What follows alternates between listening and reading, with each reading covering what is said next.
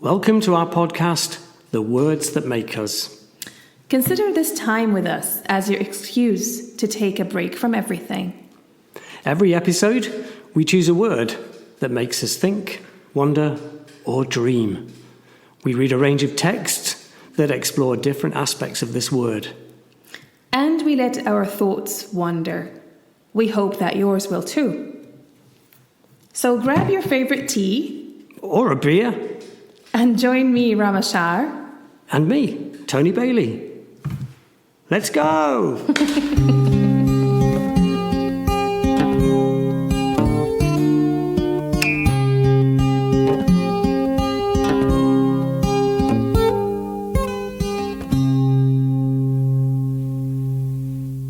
So today's episode is about reputation.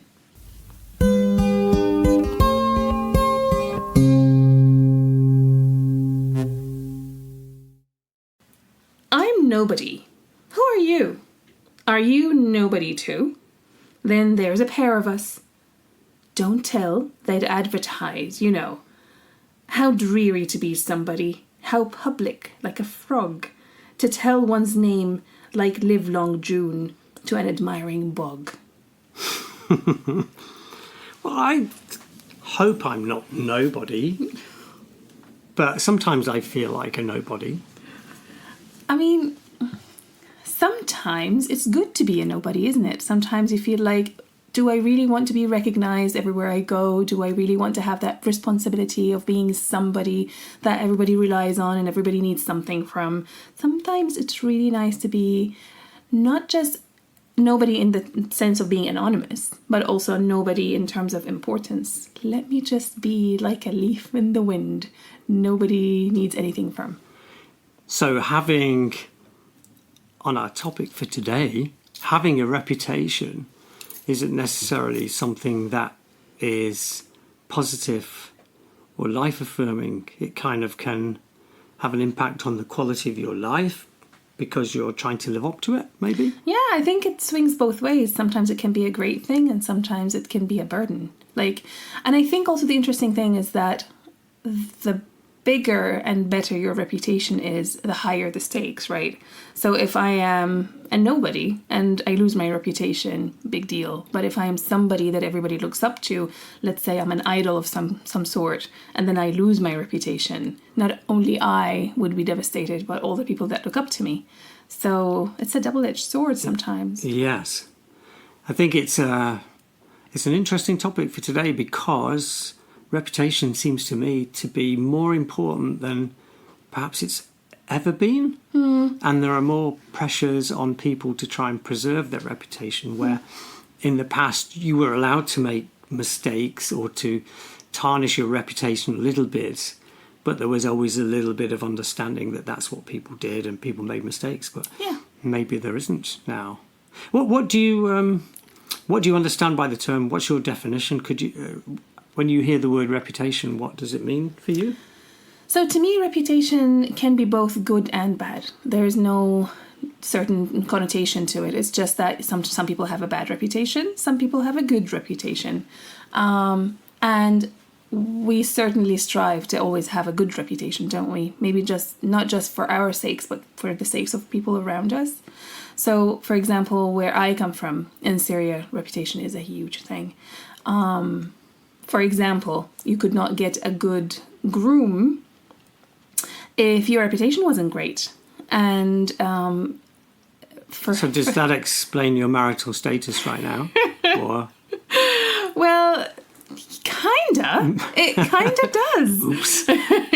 No, I did have a good reputation growing up. But there are so many things that go into this. So the first thing about reputation is, and I don't know why we're starting on such a heavy thing, because what I'm going to tell you is actually... Oh, it might get heavier. It is heavy. For example, in the Middle East, it is really important for a woman to have a good reputation. Otherwise, she might not get married and her sisters will not get married. Wow. And the whole name of the family will be sullied. So I remember growing up, my parents kind of taught me through really terrifying stories that you guard your reputation like your life depends on it, literally. because I don't know if you heard of like honor killings. Yes. Yeah, absolutely. so this is very much something that comes from the Middle East. Wow. Okay, not so much my family.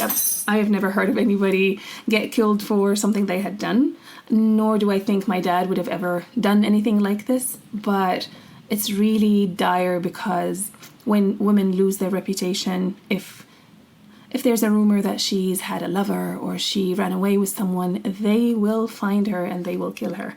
And So the scariest part is that they usually let the younger brother, because he's a minor, kill her, so they make a child commit such an atrocity. Goodness. Happy days then. Happy days. But what is this reputation that you're talking about that you are having to protect or to uphold? Who decides what it is and what it contains?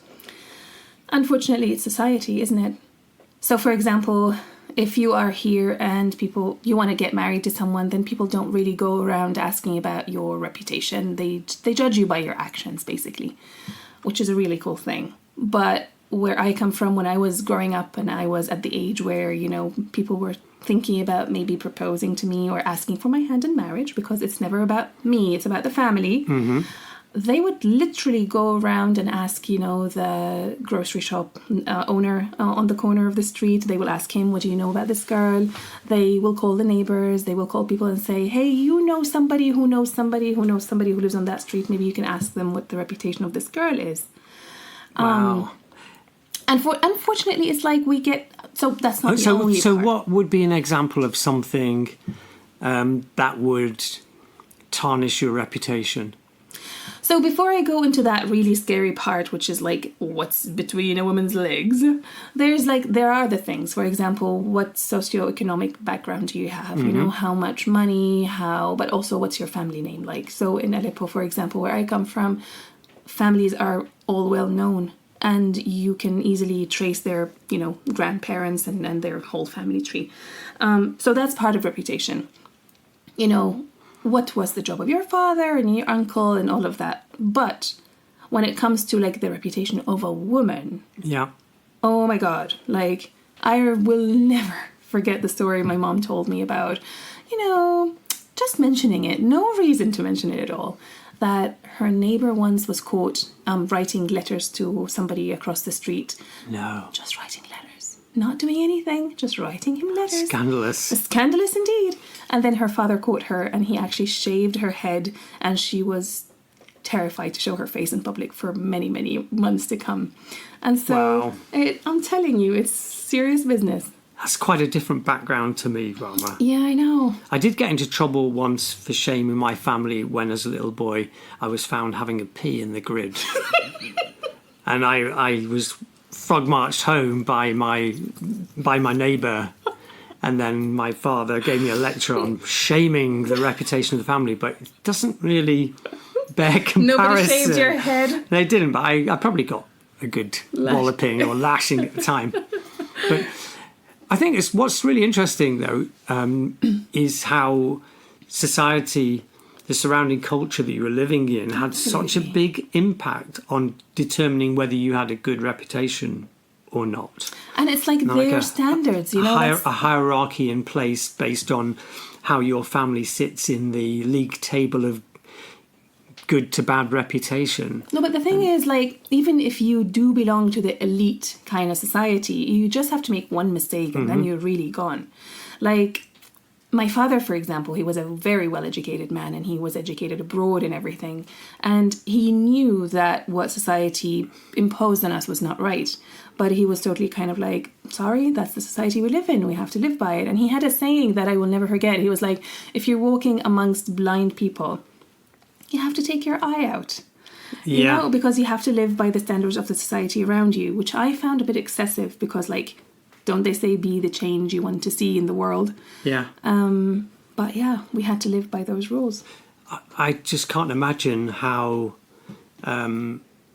difficult it must be to live in that kind of environment if you are a truly authentic person. You see, for me, the essence of being a good person is to be true to yourself, to be truly authentic.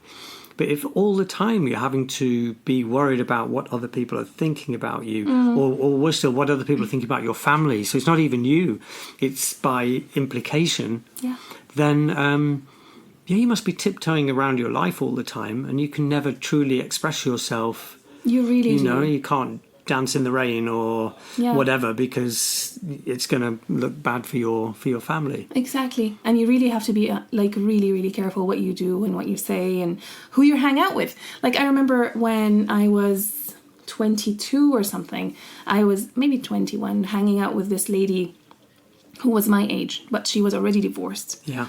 I remember somebody from my family saying, like, please don't hang out with her. She's a divorced woman and she will reflect badly on you. You're still not married, so you have to be careful with your image. I'm like, how is this fair? Yeah. You know, like the woman had a really terrible life. She was divorced at a very, very young age, and we have to make it even worse for her by not hanging out with her. It was just really sad. Yeah.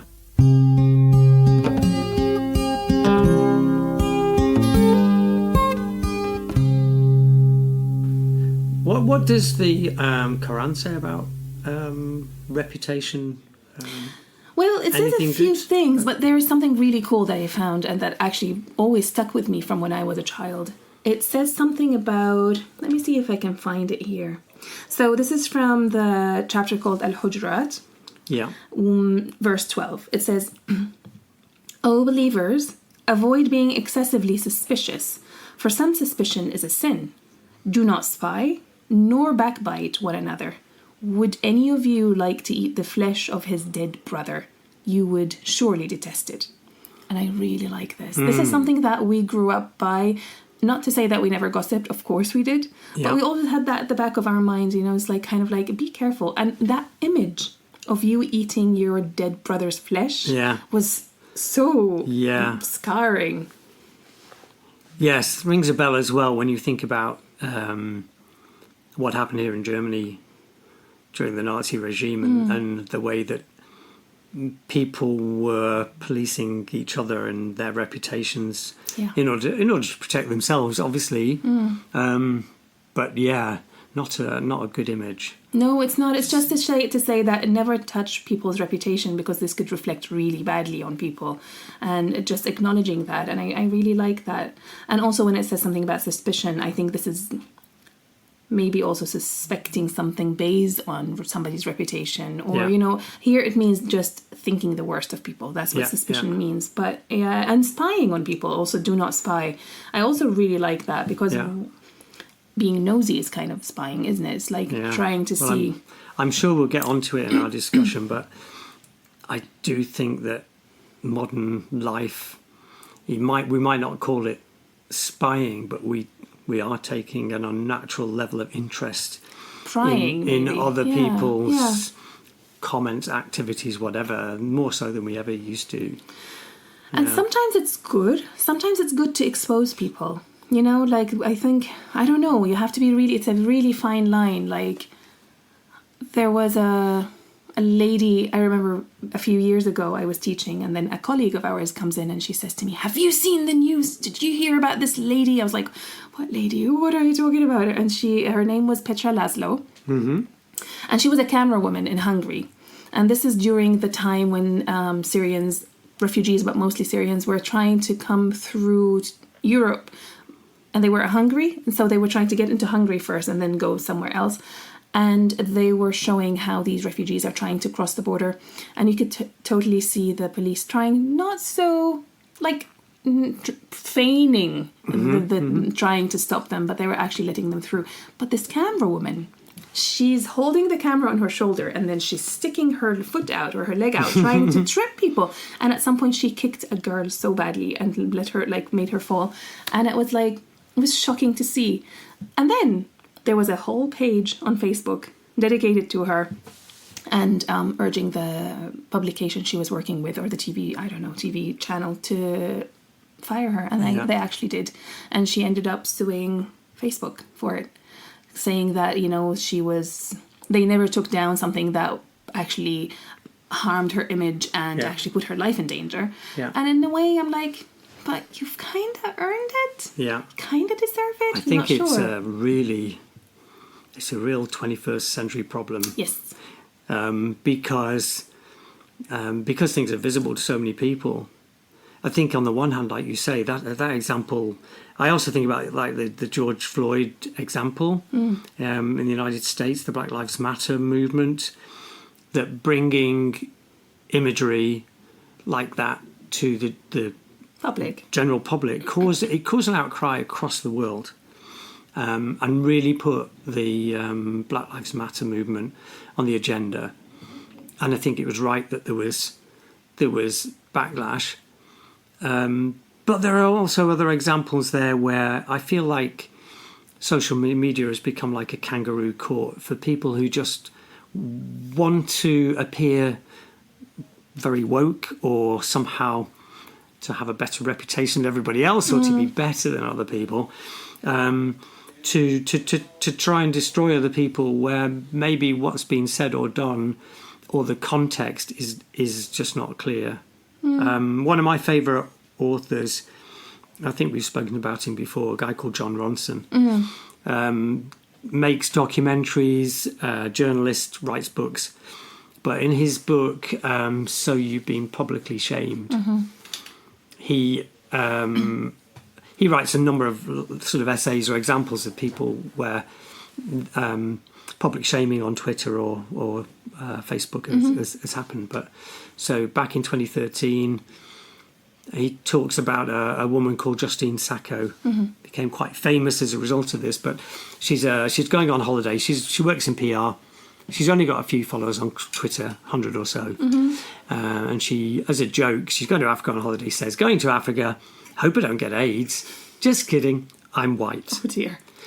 So, yes, upon reflection, she probably should have thought twice about what she'd posted, simply because it could be taken in a number of contexts. But her intention was to really mock herself, mock her white privilege, mock the sort of entitled bubble that she lived in. Well, in the 11 hours that she was on the plane to Africa, there are over 100,000 tweets. Oh dear. Basically, absolutely trolling her, destroying her. Some extremely rude things that I'm not going to read on our podcast that were posted upon her. And she ended up being fired from a job. Oh dear. Didn't get a job back. Her life was somewhat destroyed. And when you look at an example like that, there's two things about it. One is people are not entitled to clarify or apologise. Yeah, that's the thing. So you can't say, look, you didn't understand my joke. My joke was actually about white people, not I'm about sure she black tried. people. I'm sure she did release a tweet or something. But probably got even more abuse hate, on the back of that. And I think the second point about it is, who are these 100,000 people? Yeah. And what is it about their lives that is causing them to feel the need to respond to somebody who hitherto only had 100 tweets? Yes. No, 100 followers. Yeah. What are we doing? It's like it used to be the job of the legal system to decide what was right or wrong. Yeah. Well, now we have written laws, but we've also got this big grey area in the middle where society is now making that decision about who's it going to destroy today. I don't know if you've been watching Netflix, probably possibly not. Yeah. You know, a David Beckham fan, but talking the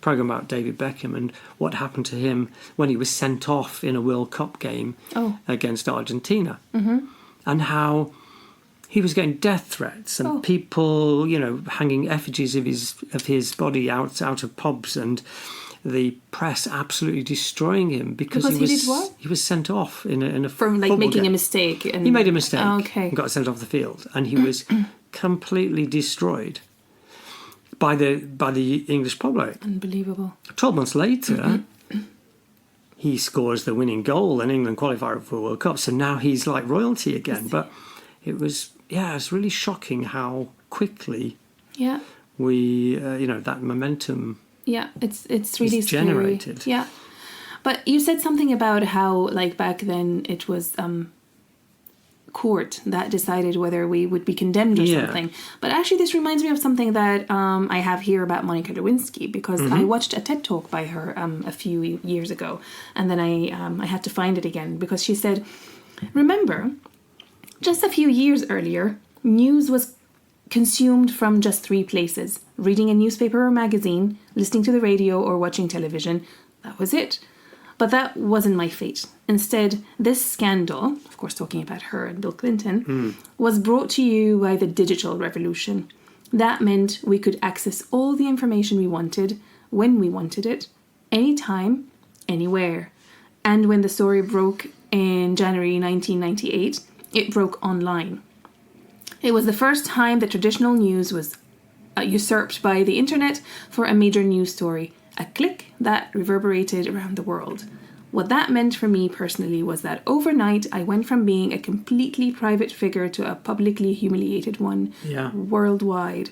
I was patient zero of losing a personal reputation on a global scale almost instantaneously. Yeah. And it's really interesting. She because was probably the first generation to really be impacted by the breakthrough in social media. Yeah. Amazing. I'm really impressed by the way that Monica Lewinsky has, back to reputation, but she has kind of rebuilt. She really has. Her reputation. Interestingly, she did not destroy her reputation. She's rebuilt it, but other people destroyed it by what they decided to say about her, which is an interesting thing about reputation, isn't it? It is. Do you make it yourself, or do other people create it for you? Do you break it yourself, or do other people break it for you? I think it's both, isn't it? Like, some people work on their reputation consciously trying to build a certain reputation, and some people just get it by sometimes doing something that they didn't even intend to do. Whether it's good or bad, that's something else. So yeah, I don't. I think I'd probably work hard not to get a bad reputation, but I don't work hard to get a good reputation. Things that people would say to me, "Oh, Tony, you've got a good reputation for X, Y, Z." I'm trying to think of something, but I can't. I'm sure you have good reputation. They're things that for me are givens. Like, you've got a reputation for being very well mannered. Well, I mean, that wouldn't be something that I'd work at. It's just something I've always been, probably. Or, I'm never late. You've got a very good reputation for being on time. Well, it's like, so what? That's not a big deal.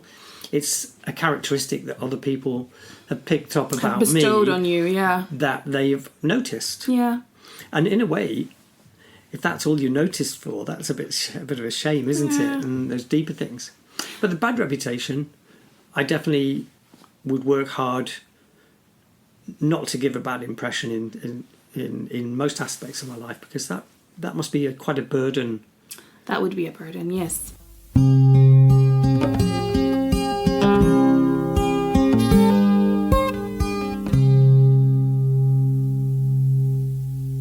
So sometimes I think that it's interesting what you said about reputation, is that sometimes a good reputation can also feel like a prison, because sometimes you have a certain reputation, like the good girl reputation, for example. Maybe you don't want to be like that, and maybe you want to be able to explore and go out and date and do things, but no, you're this good girl and you can't do anything beyond that. You're not allowed to make mistakes, you're not allowed to learn, you're not allowed to just be silly and foolish sometimes.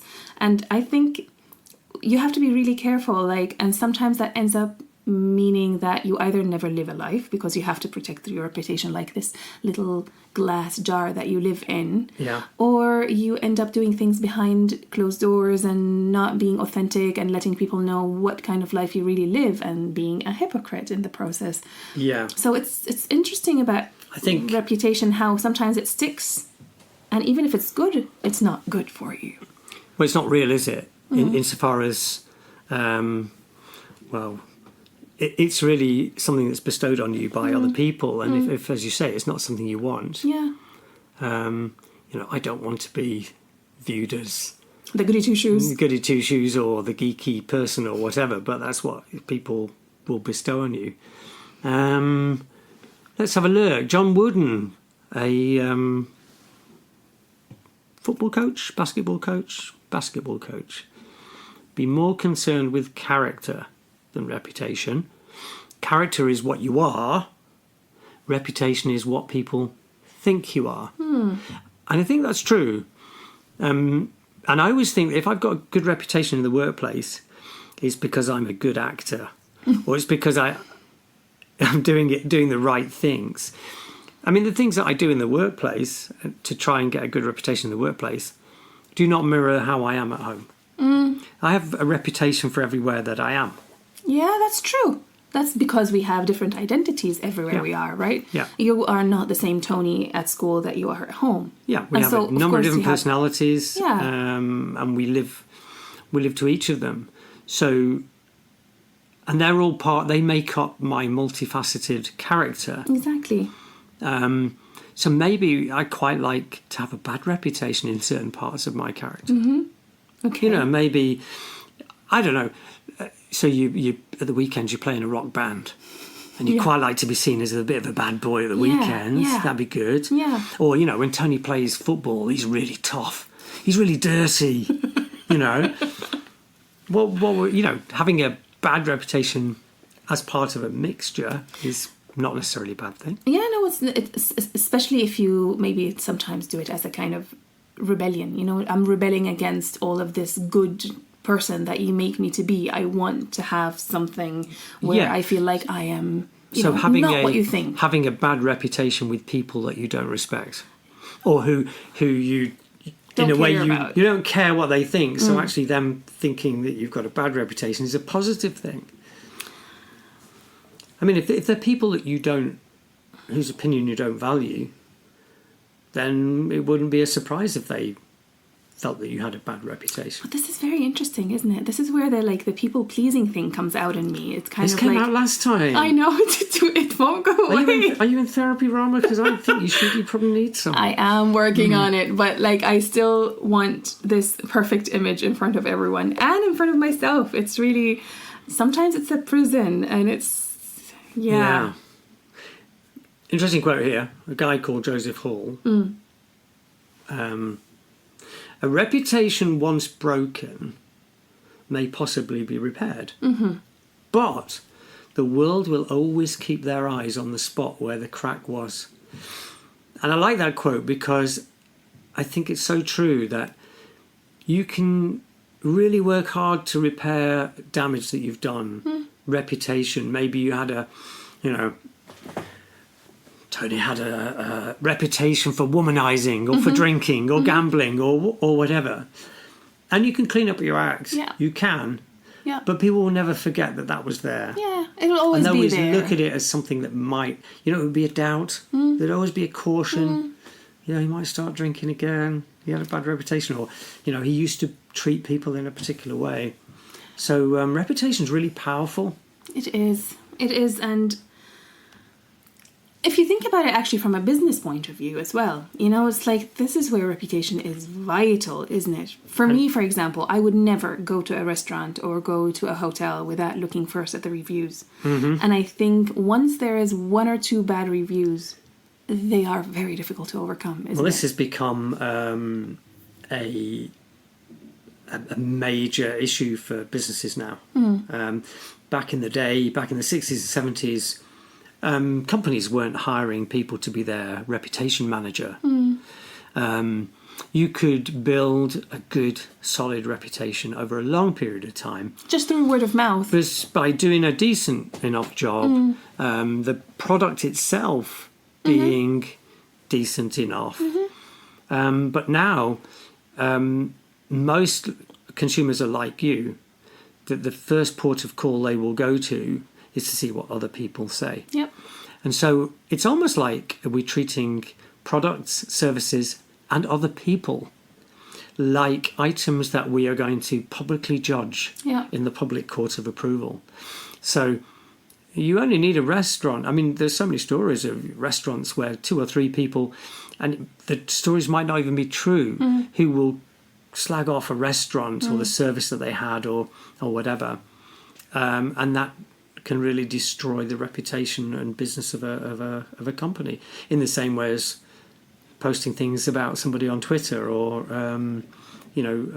posting a book review. I mean, how many books do you read if you see that the general feedback is only 2 stars? Would you buy that book? I would not. I would not, because our time is also very limited, and you're not going to go for something that is not tried and tested.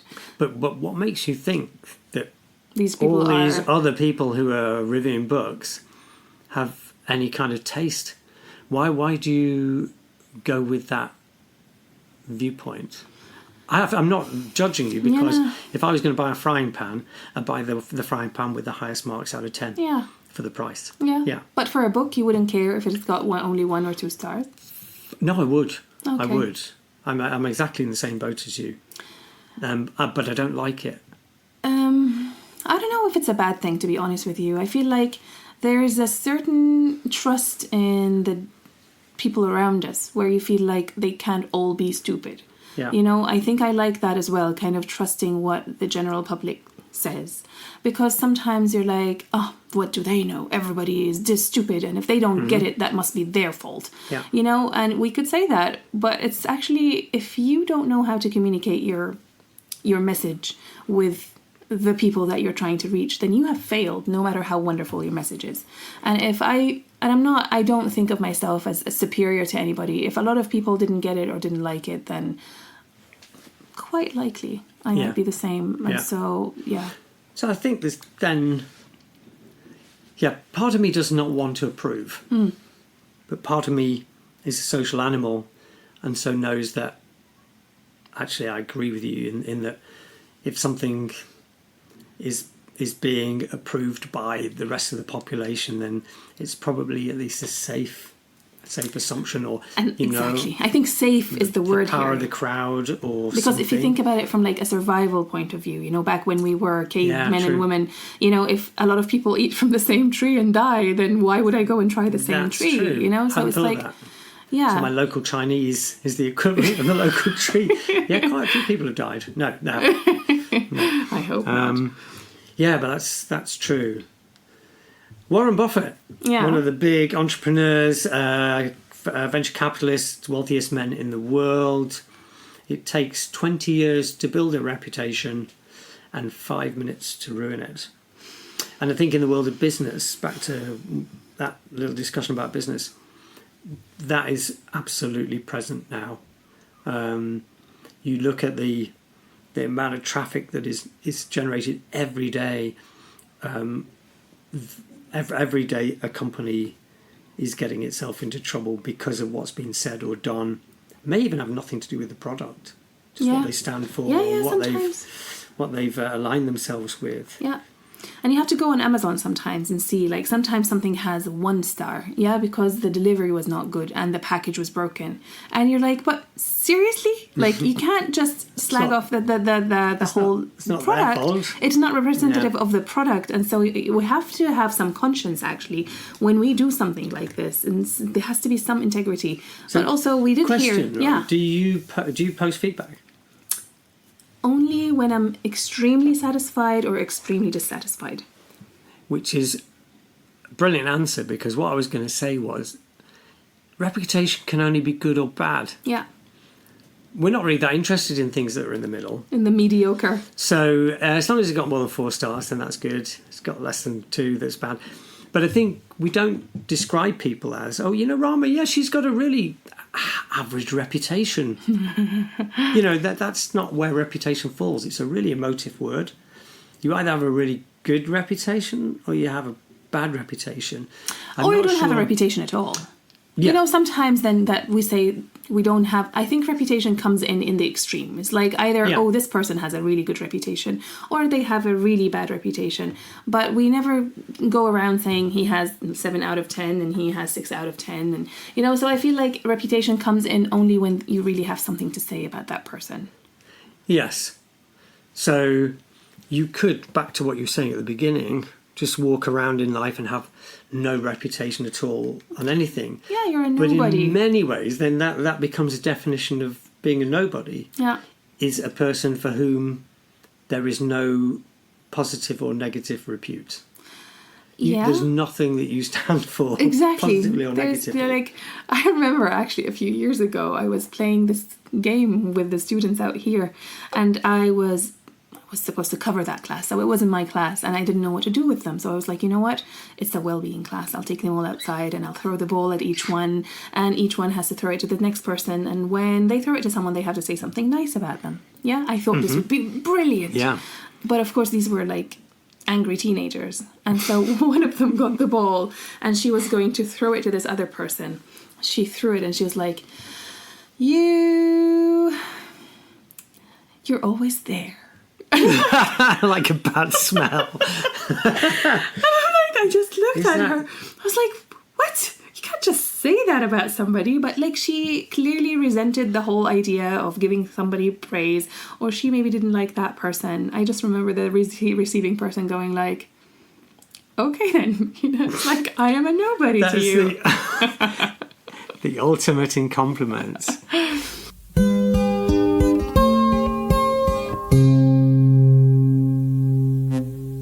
What would you like your colleagues or friends or family to be saying to you in terms of reputation? Oh, that's a good one. I haven't prepared. But, I mean, I definitely want it to be a good reputation. I want people to mention me.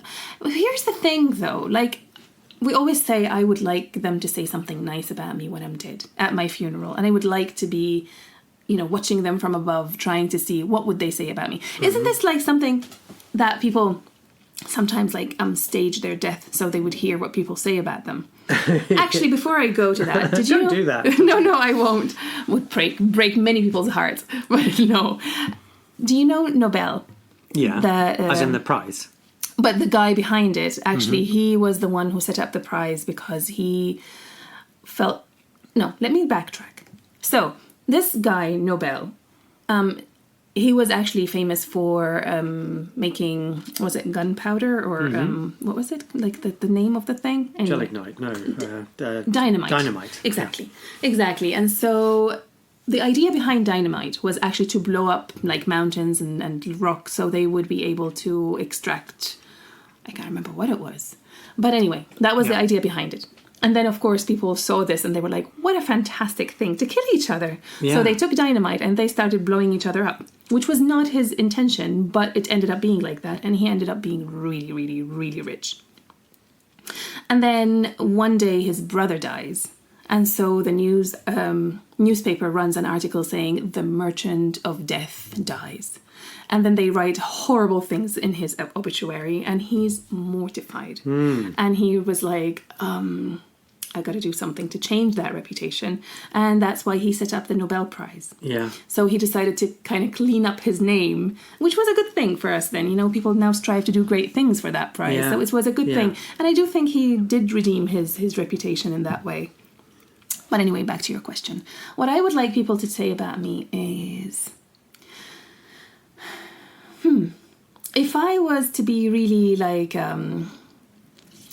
If I were to have a big ego, I would say I would like my students to say she changed the way I saw something or thought about something or my life even in a way. That would be my legacy that I would like to leave behind, is that I have helped somebody become a better person. Otherwise, I would just like people to, when they think about me when I'm dead, to smile and say, she was a good person. Yeah. How about you? Well, it's interesting because the things you said... I understand all of that, but I don't think of those as reputation.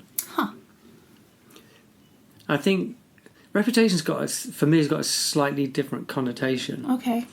It's like some aspect of you that is exaggerated in some way, so that people associate it with you. So,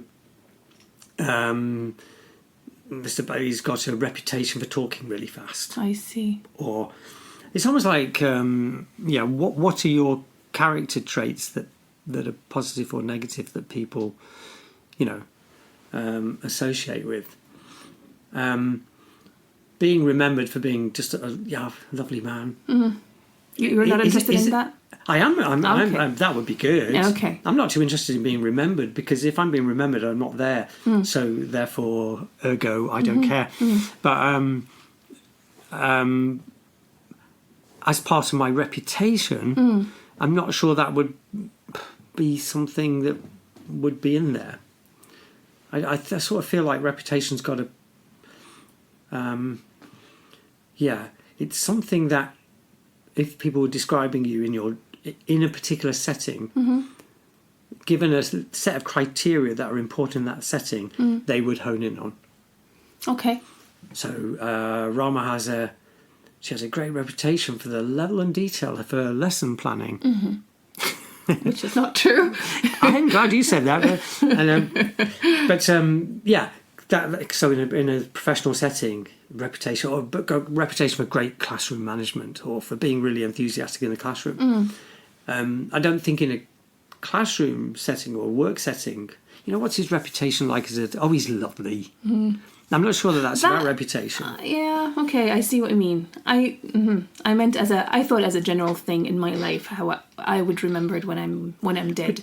But do you think that would follow that you just have because I think you have multiple multiple reputations. So the ones you talked about are probably to your closest and most loved ones. But other people who know you in other settings would probably pick up on other things that they would think were important. Maybe. I don't know. I'm not sure. I think you're right. I think we see the word reputation in different ways. I think to me it's like your reputation is like what are you known for in general, but to you it's like more specific things. But here's a question for you. What is the difference between reputation and or how much of reputation comes from ego?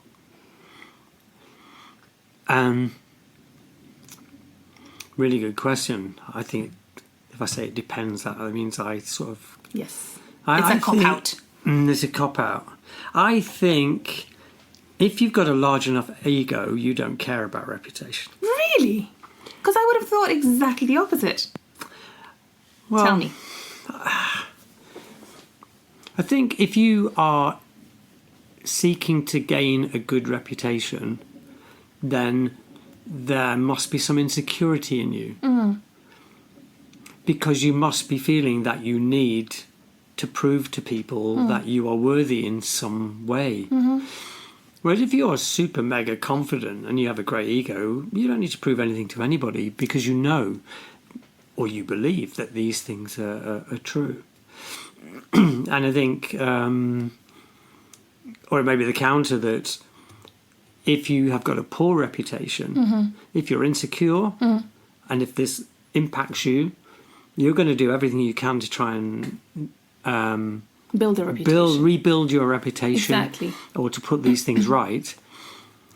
But if you've got a large ego and you're very confident and you stride through life, you probably don't care. I mean, I wonder, someone like Elon Musk, for example. I mean, he's got a very, very bad reputation. Solid reputation in so many places. Donald Trump. Do you think these big ego figures care too much? But maybe until they got to here, they had to work on their reputation. Maybe they needed their reputation, and they built it to a point where they were like, in business, for example, like Trump and Elon Musk, they're both businessmen, aren't they? And if they didn't have a good reputation when they were first starting out, nobody would have done any business with them, and they wouldn't be where they are here today.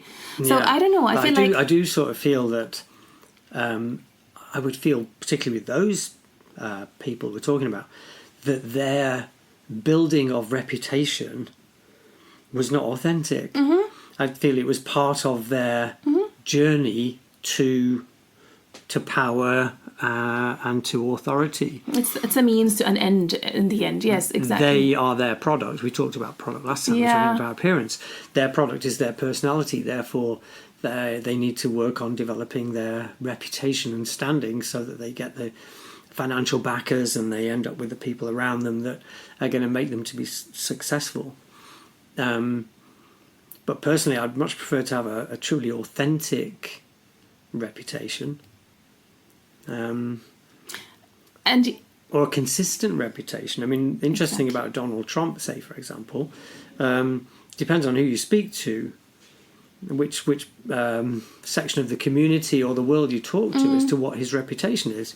It's exactly as we talked on two polar ends of the scale. absolutely.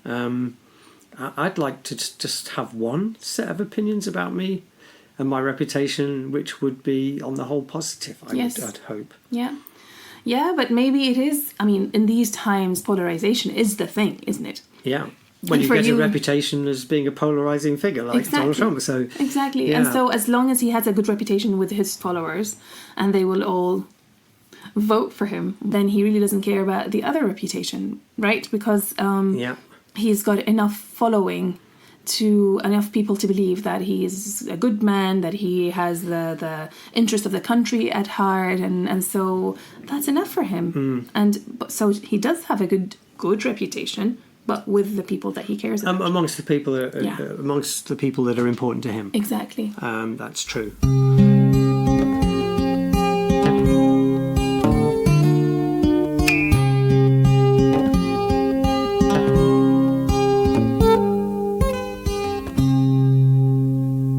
So I do think that some of the reputation is definitely coming from ego. I think like our wanting to have a good reputation definitely comes from ego, but you also want to know that you've mattered, like as well. It's like if I have a reputation for being a bad teacher or a bad friend or a bad human being in general, then what am I here for, really? Yeah. And I think caring sometimes is a good thing, caring about your reputation, because it means you care about your actions as well. Now we come to some people... But do you think that then means that reputation is just a manifestation of what you care about? So yes, if you do care, if you care about other people, you care about how you come across, you care about being good, well-mannered, being kind, then having a good reputation in those areas will obviously be important to you. Yes. Because they reaffirm that what my you're values trying to do exactly is working or is acknowledged by others. Yeah, actually that reminds me of a story in the Quran. Actually, I don't know if it exists in the Bible as well, but the story is about a man called Al-Khudr, and I think it was Moses that was sent to him to learn from him, I think, but I'm not 100% sure. And God apparently says to him, go and follow this good man, and you will learn a lot from him. But it seems that this man does not give a damn about his reputation. He just does what he thinks is right, and he does not care what people think of him. Which, maybe what you said is like zero ego. He is very confident in what he does, and he doesn't care what other people think of him. So anyway, he says to him, okay, you can follow me, but you can't ask me any questions. So Al-Khudr then goes and he sees he gets on a ship that is about to sink, and actually he makes it sink. And so the guy says to him, why did you do that? That's very bad of you. And then he says, I told you not to ask me any questions. And then they go together to a village, and they ask them for food because they're very hungry. And the people say, no, we're not helping you. And then he sees a wall that is about to fall. He goes and fixes it. And Moses says to him, why did you do that? These people were horrible to us. They don't deserve our help. And he says, I told you not to ask me any questions, and then he does something similar like that again, and then he asks him again, why would you do that? And he says, this is the end of our journey together, but now I'm going to explain to you why. So basically he made that boat sink because it belonged to a really greedy man that was going to hurt other people. He fixed that wall because underneath it there was a treasure that belonged to two orphans that needed it to stay there until they got older and they could take care of it themselves. And this goes because you see people like that in the world who really do not care what you say about them. They know that they are good people, and their motives are clear to them. Exactly. Even if they're not clear to you. Yeah. And reputation is often made without a real understanding of motive or context, isn't it? Yeah. Interested to see. So that was from the Quran. So I have some. Let's see what does the Bible say? Proverbs. Mm-hmm. A good name is to be more desired than great wealth, favour, is better than silver and gold. That resonates a lot with me from my childhood as a middle-class Protestant. The Protestant work ethic is all based around that. Before you can enjoy great wealth, before you can enjoy silver and gold, you've got to earn your way through creating a good name for yourself. Yeah. And I think that's probably a major driver in my early professional life. It was all about building my good name. Okay. Moving jobs in order to continue to build up my good name. Trying to get in with the people who would, spread the word about my good name. Okay. Do you regret that? Yes. Okay. What a thankless... Why would you do that? No disrespect, Proverbs and the Bible, etc. But why is it desirable to... I suppose it is desirable to have a good name, isn't it? Yeah.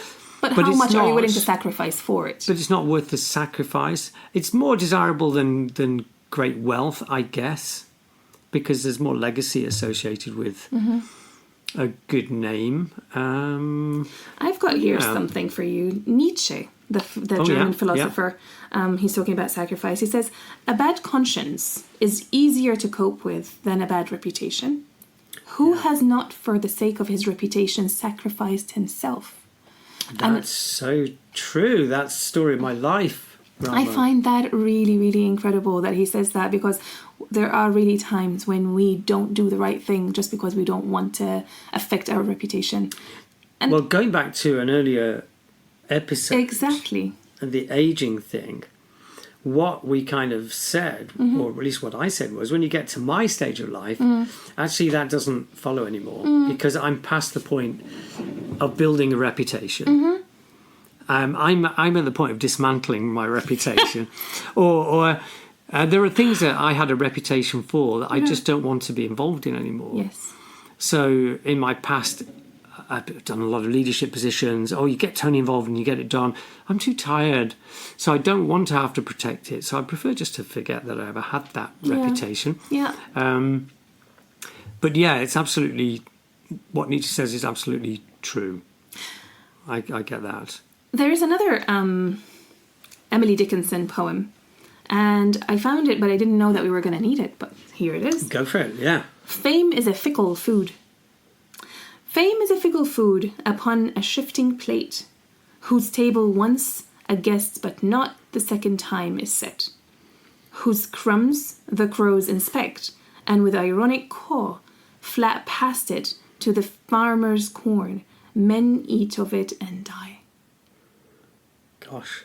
See, I found that very interesting when you were saying about it wasn't really worth it, and fame is a fickle thing. I mean, fame and reputation, they're kind of similar. But I think fame is the excessive, or the lust for fame. Yeah. I'd never wanted to be famous. Famous, never. Well, not in admit work it now. I'd love to have been a professional footballer, but that's as a child. No, I wouldn't have wanted to be famous.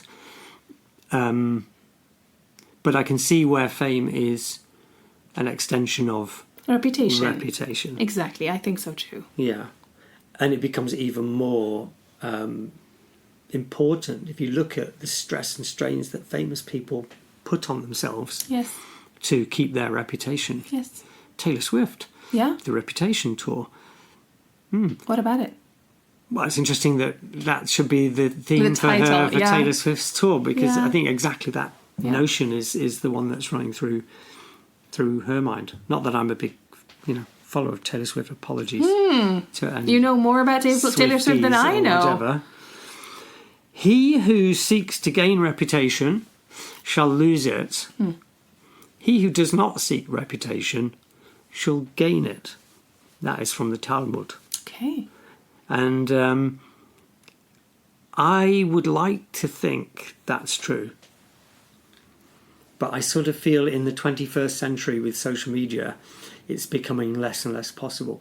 But I think in the past,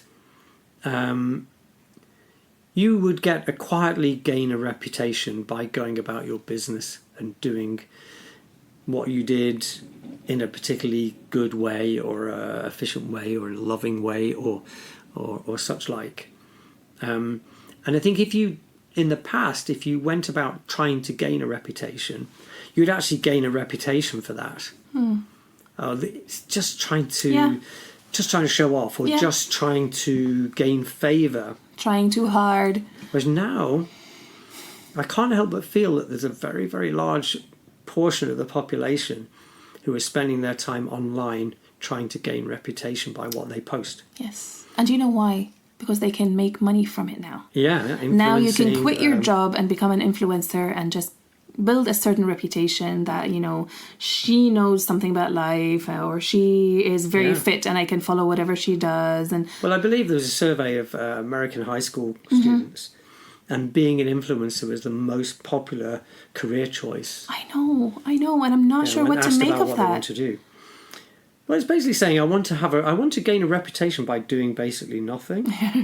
But I want to gain a reputation just out of being me. Okay. And that's a little bit worrying, isn't it?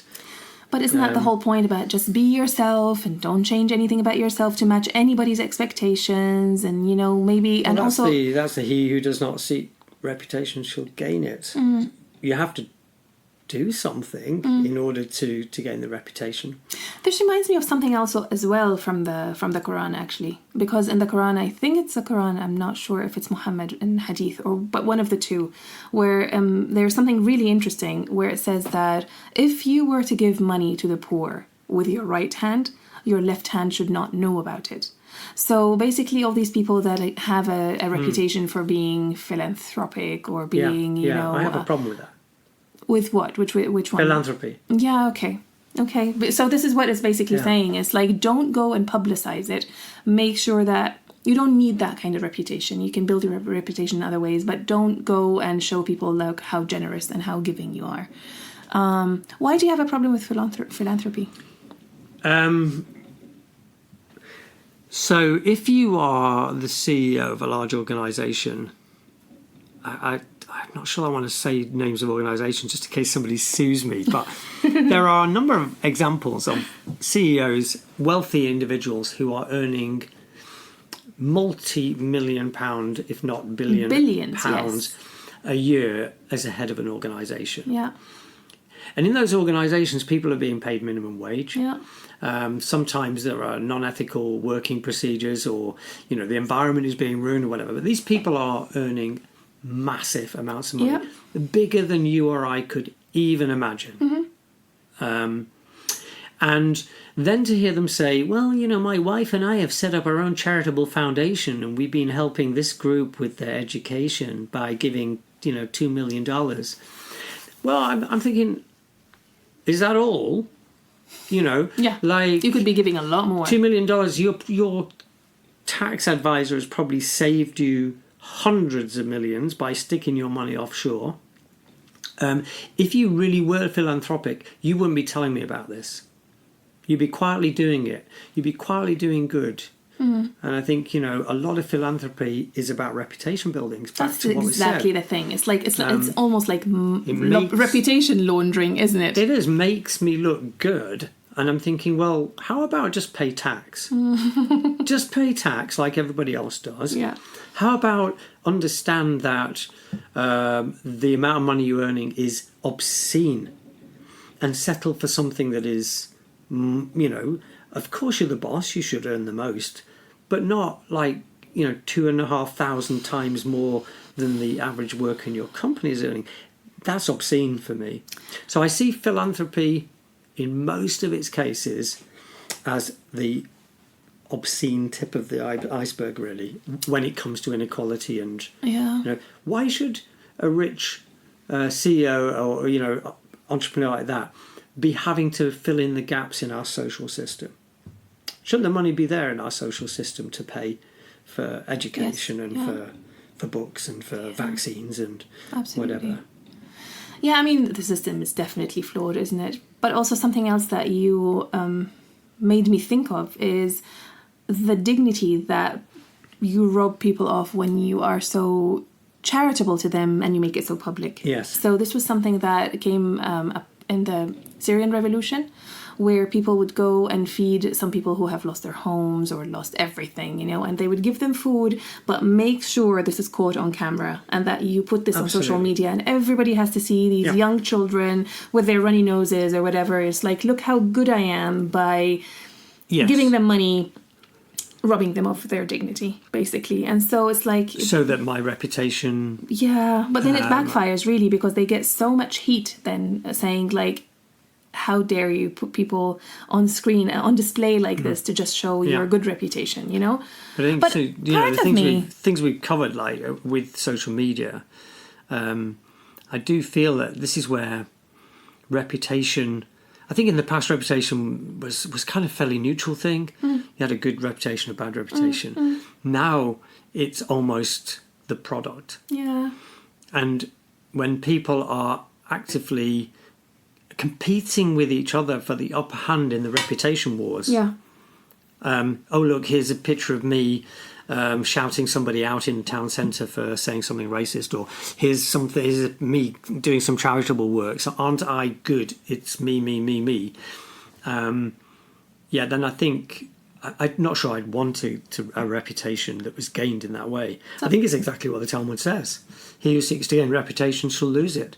Because ultimately that approach has got to backfire on you if it's not authentic. And speaking of authentic, this actually really reminds me of what's happening in China right now and how this constant surveillance makes sure that you have a reputation. They really need you to have that reputation, and they say, the perfect citizen, and they have, a board full of the pictures of the perfect citizen, and they make you famous, but they also make the bad, quote unquote, citizen also famous or infamous.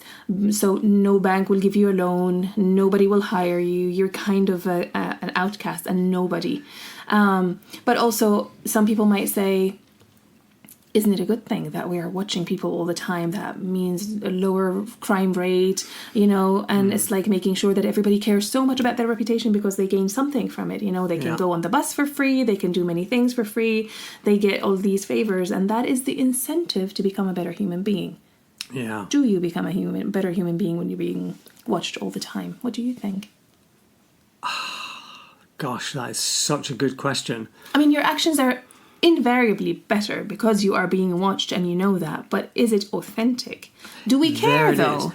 See, if your reputation, if your personality, if the goodness in your soul and your heart was authentic, you wouldn't need to be watched by anybody because we would know for certain.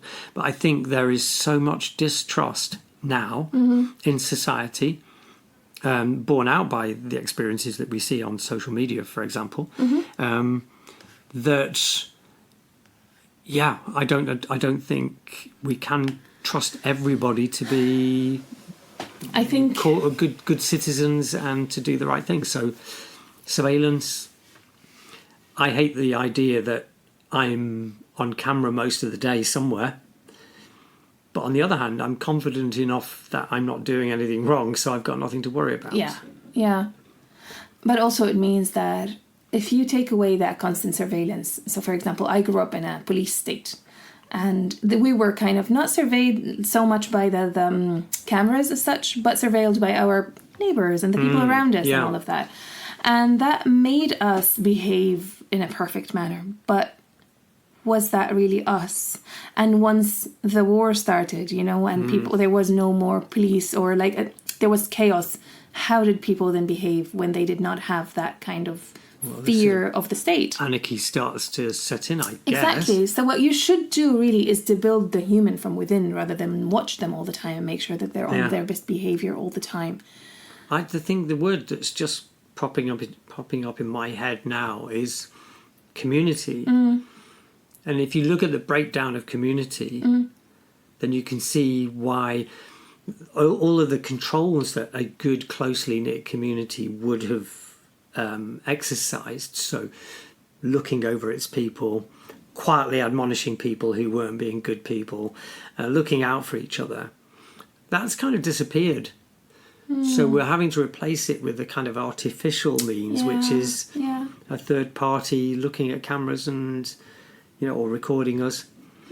Yeah. I think we have talked a lot today. Yes. Have you got anything for us to finish? I've got a good Shakespeare one.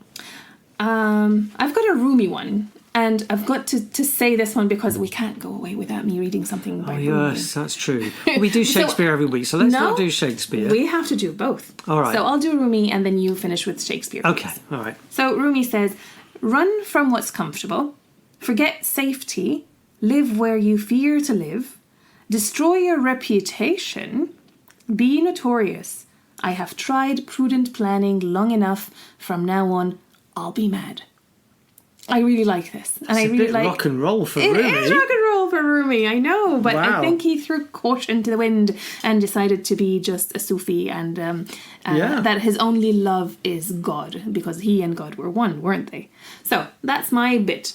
Can you? I'm still reeling from that. That's not what I expected. No, I know. It's nice reading. Okay, what does Shakespeare say in Othello? Good name in man and woman, dear my lord, is the immediate jewel of their souls. Who steals my purse steals trash. 'Tis something, nothing. 'Twas mine, 'tis his, and has been slave to thousands. But he that filches from me my good name robs me of that which not enriches him, and makes me poor indeed. I love this. What a great thing to finish I with. think that's what's amazing about that is you're an English teacher. When was Shakespeare around? How many hundreds of years ago was that written? And yet it is so pertinent to life in the 2023, 2024. It is fantastic indeed. I've really enjoyed our conversation, and I so think it's did I. enhanced our reputation as podcast broadcasters. You should hope so. I hope so. Very good. So, we'll say goodbye and look forward to the next one. Yep, see you next week. Exciting. Bye. Bye.